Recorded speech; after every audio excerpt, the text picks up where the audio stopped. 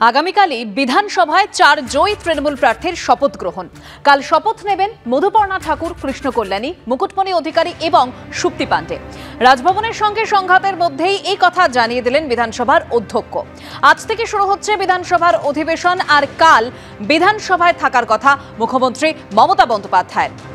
কালই বিধানসভায় 4 জয়ী তৃণমূল প্রার্থী তাদের শপথ গ্রহণ অনুষ্ঠান রয়েছে। আগামীকাল শপথ নেবেন মধুপর্ণা ঠাকুর, কৃষ্ণ কল্যাণী, মুকুটমণি অধিকারী ও সুপ্তি পাণ্ডে। রাজভবনের সঙ্গে সংঘাতের মধ্যেই একথা জানিয়ে দিলেন বিধানসভার অধ্যক্ষ। আর আজ থেকে শুরু হচ্ছে বিধানসভার অধিবেশন, আর আগামীকাল বিধানসভায় থাকার কথা রয়েছে মুখ্যমন্ত্রী মমতা বন্দ্যোপাধ্যায়ের।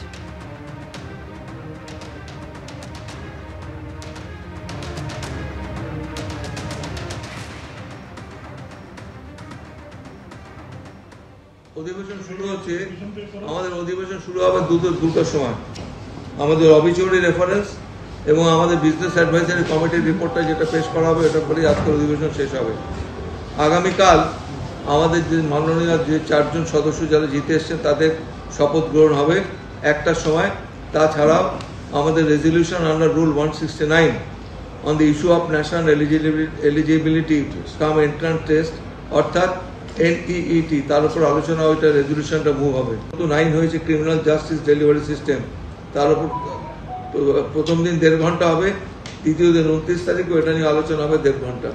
আবার বৃহস্পতিবার দিন আমাদের West Bengal schedule caste, schedule tribes and other backward classes development and finance corporation amendment bill 2024 introduction, consideration and passing, এটা 1.5 ঘন্টা হবে।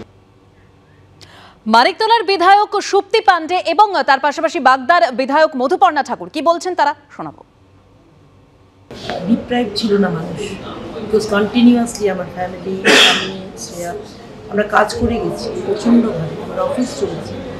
তাতে আমাদের মাননীয় মুখ্যমন্ত্রীর প্রত্যেকটা প্রকল্প যাতে মানুষের কাছে পৌঁছায় দিয়েছি, এরিয়া স্টাডি করেছি, তার ডেফিসিট জানি কোথায় কী আছে, সবটা ওয়ার্কআউট করা হয়েছে এবং ঘরে ঘরে যোগাযোগ। তো এমন নয় সাধনদা নেই বলে ব্যাকবোন হয়ে যাচ্ছে, মানুষটা আমাদের ছাড়েনি, আমরাও ওদের হাত ছাড়তে পারি। কাজে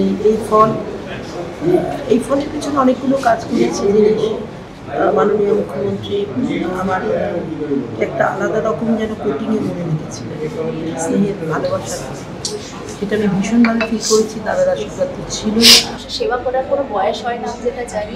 মানুষের একটা সুযোগ পেয়েছি, আমি এত বড় একটা প্ল্যাটফর্ম পেয়েছি কি মানুষের পাশে দাঁড়ানোর, এটাই আমার জন্য মেন টার্গেট, কি আমাদের পাশে দাঁড়ায় সেবা করতে পারি। বয়সটা ম্যাটার করে না। মতুয়ারা জানে, মতুয়ারা অনেক সচেতন, অনেকটাই অ্যালার্ট, কোথায় উন্নয়ন হবে কিনা, মতুয়াদের পাশে কে আছে মতুয়ারা বুঝে গেছে।